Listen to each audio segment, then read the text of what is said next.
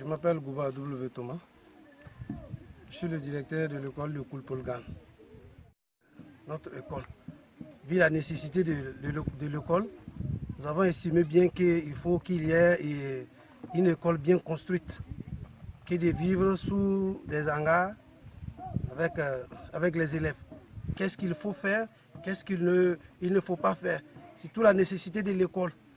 Il faut au moins une école bien construite pour pouvoir bien enseigner. Voilà. Vu les conditions de cette école, nous ne pouvons pas bien dispenser les cours comme ils se doivent. Voilà. Voici, souvent aussi, il y a des passants sur la voie qui dérangent bien les élèves dans les apprentissages. Voilà. Ok. Donc, ce qu'on dit, l'école est très bien pour les élèves, aussi pour les femmes du village qui peuvent exploiter les chambres et les classes pour les activités, pour les réunions. Voilà. On partage les mêmes classes, souvent dans les heures creuses. Quand elles veulent faire les activités, les réunions, elles viennent demander au directeur une salle de classe pour les entretiens. Ouais. Je me nomme Souri Ramata. Je suis la maîtresse du CP2.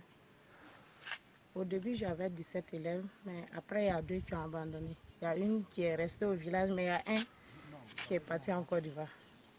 Ici, les effectifs, le début d'année, on a un peu d'effectifs. Après, il y a d'autres qui se déplacent pour aller en Côte d'Ivoire. On vient un beau matin, on vient nous annoncer que non, il y a certains élèves qui sont partis en Côte d'Ivoire. Et puis, les conditions pour bosser ici, c'est pas facile. Vous voyez la situation des hangars. On ne peut même pas se redresser très bien dans les classes pour bien écrire. Il n'y a pas de latrine à l'école.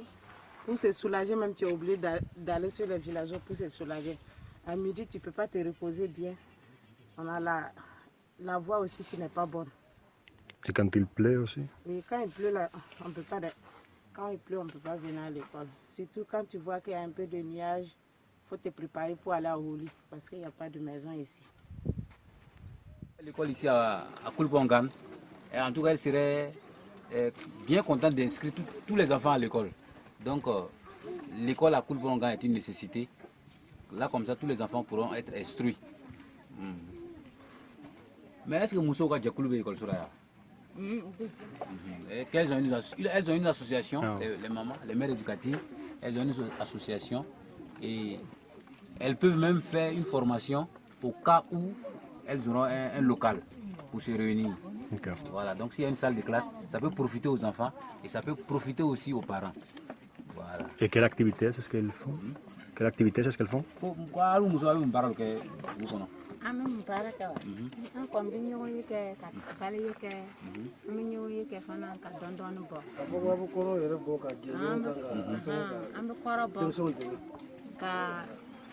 Elles travaillent dans le domaine du karité. Elles se mettent ensemble, elles ramassent les karités, elles les transforment pour pouvoir payer la scolarité des enfants, pour pouvoir aider les enfants.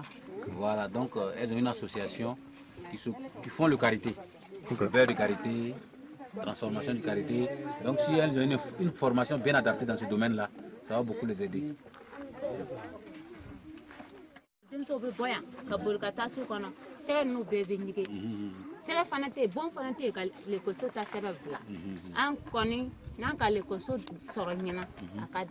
Voilà. Ça, c'est des problèmes concrets. Elle dit que, vous voyez, les salles de classe, c'est sous des paillotes.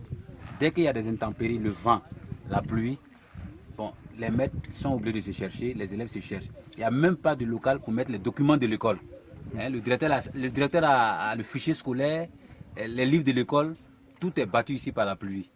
Donc, il faut forcément une salle de classe pour pouvoir garder ces documents et ça sera bien pour eux.